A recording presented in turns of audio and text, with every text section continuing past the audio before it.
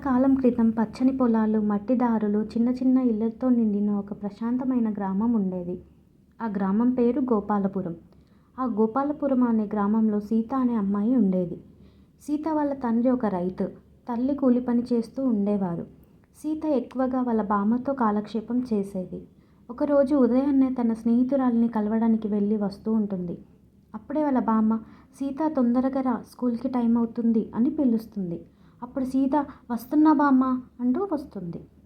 అలా అలా వాళ్ళ బామ్మతో మాట్లాడి సీత స్కూల్కి వెళ్తూ ఉంటుంది. తనకి కొద్ది దూరం వెళ్ళగానే బురదలో చిక్కుకున్న ఒక ఎద్దు కనిపిస్తుంది. ఆ ఎద్దు అందరినీ చూస్తూ కాపాడండి అన్నట్టుగా అరుస్తూ ఉంటుంది. కానీ అటు నుండి వెళ్ళే వాళ్ళు అందరూ చూస్తూ పట్టించుకోకుండా వెళ్ళిపోతారు. కానీ సీత చాలా దయగల అమ్మాయి. అక్కడే ఉండి ఏం చేయాలని ఆలోచిస్తూ అందరినీ అడుగుతుంది. ఆ ఎద్దును రక్షించండి, బురదలో నుండి బయటకు తీయండి అని కనిపించిన ప్రతి ఒక్కరిని అడుగుతుంది. కానీ అందరూ లేదమ్మా, మాకు పని ఉంది అని అందరూ పట్టించుకోకుండా వెళ్ళిపోతారు. సీతకి ఏం చేయాలో అర్థం కాదు.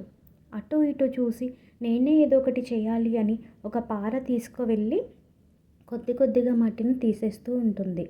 అలా చాలాసేపటికి మట్టి మొత్తం తీసేస్తుంది. ఎద్దు ఒక్కసారిగా బురదలో నుండి లేచి పరిగెడుతుంది. అప్పుడు సీత హ్యాపీగా ఫీల్ అయ్యి అక్కడి నుండి స్కూల్కి వెళ్ళిపోతుంది. అలా కొద్ది రోజులు గడిచిపోతాయి. చాలా కాలం గడుస్తుంది. ఈ సంఘటన జరిగి రోజులు గడిచాయి. సీత మళ్ళీ తన సాధారణ జీవితంలోకి వచ్చింది. కానీ ప్రకృతి మరో పరీక్షకి సిద్ధమవుతుంది. ఒక సంవత్సరం గోపాలపురంలో ఎడతెరపని లేకుండా భారీ వర్షాలు కురిశాయి. చెరువులు పొంగిపోయాయి. బావుల్లో నీరు మురికి అయిపోయింది. తాగడానికి నీరు దొరకని పరిస్థితి. పిల్లలు పెద్దలు అందరూ బాధపడుతున్నారు. గ్రామం మొత్తం ఆందోళనలో ఉంది. అప్పుడే ఒకరోజు ఒక పెద్ద వాటర్ ట్యాంక్ గ్రామంలోకి వచ్చాయి. శుభ్రమైన తాగునీరు పంపిణీ చేయడం మొదలైంది. గ్రామస్తులందరూ ఆశ్చర్యపోయారు. ఇంత పెద్ద సహాయం ఎవరు చేశారా అని అందరూ చర్చించుకుంటూ ఉంటారు. అప్పుడే ఒక పెద్ద మనిషి ముందుకు వచ్చాడు. నేను ఈ ప్రాంతానికి చెందినవాడని కాదు, కానీ ఈ గ్రామానికి నేను ఎప్పటికీ రుణపడి ఉంటాను అని అంటాడు. గ్రామస్తులు ఆశ్చర్యంగా చూస్తారు.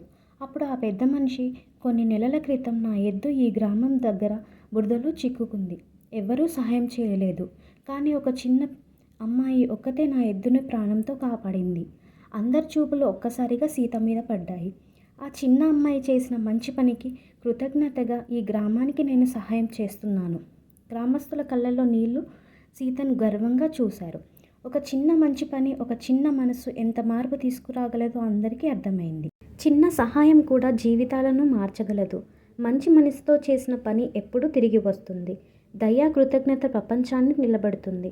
Thank you for watching this video. Please like, share, subscribe to BRR TV. Thank you.